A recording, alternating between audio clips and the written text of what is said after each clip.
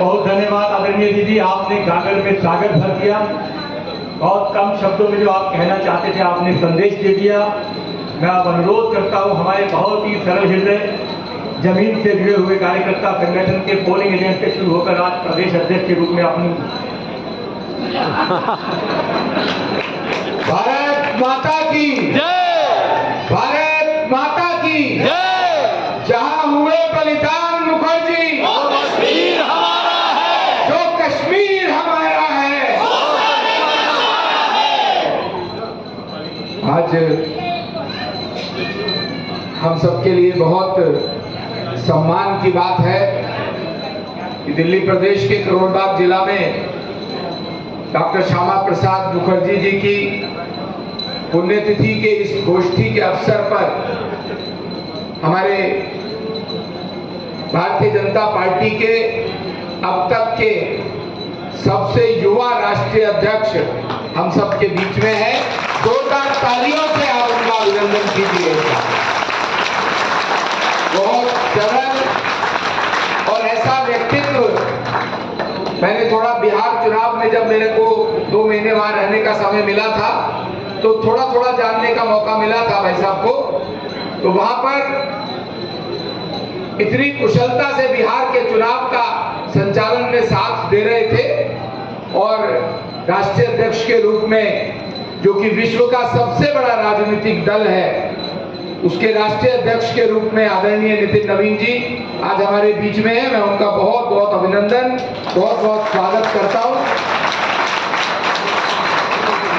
मंच पर उपस्थित हमारी बहुत जुझारू ओजस्वी वक्ता बहन बांसुरी स्वराज जी, क्योंकि हमारे यहाँ से सांसद भी है, जिला अध्यक्ष भाई वीरेंद्र बब्बर जी, जिला के प्रभारी विनय रावत जी, सह प्रभारी अनिल वाजपेयी जी, भाई हरीश खुराना जी जो कि इसी क्षेत्र से विधायक हैं, उमंग बजाज जी भी साथ वाली विधानसभा से हमारे विधायक हैं।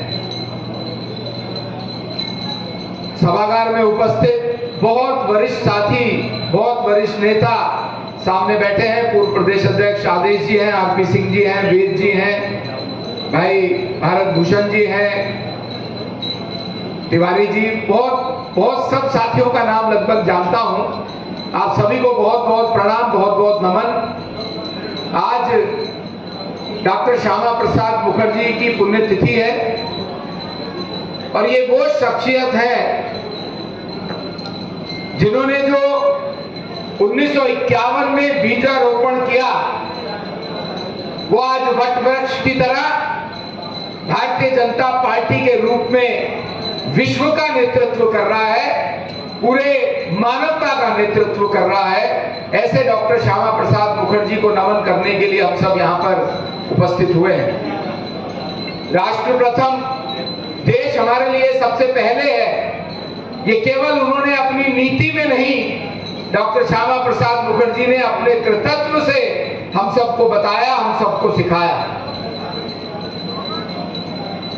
कलकत्ता यूनिवर्सिटी के सबसे यंगेस्ट वाइस चांसलर होते हुए उन्होंने भारतीय शिक्षा के इतिहास का स्वर्णिम अध्याय भी लिखा।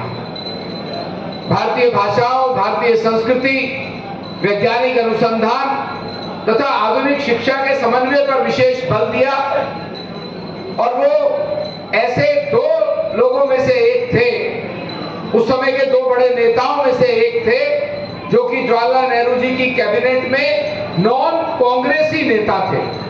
एक डॉक्टर श्यामा प्रसाद मुखर्जी और एक डॉक्टर अंबेडकर। उन्होंने सिद्धांतों से समझौता नहीं किया। जब वो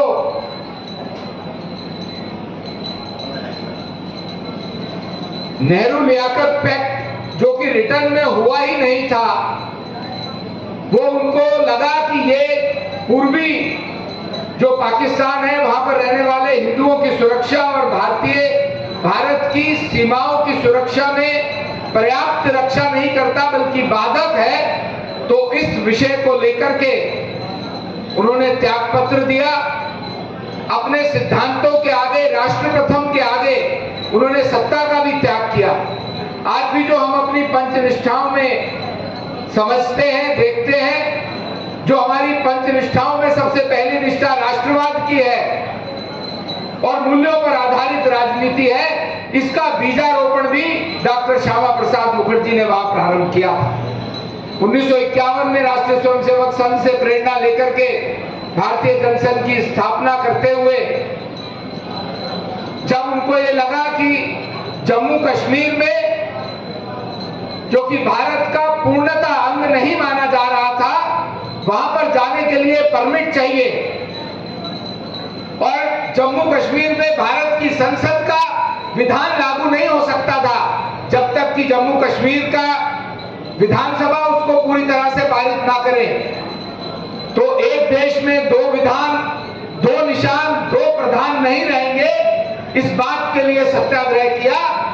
और सत्याग्रह करते हुए जब उन्होंने ये तय किया कि बिना परमिट के भारतीय जनसंघ के सभी नेताओं और कार्यकर्ताओं के साथ वो जम्मू कश्मीर में बिना परमिट के जाएंगे, तो बड़े सत्याग्रह के साथ उनको वहां गिरफ्तार किया गया।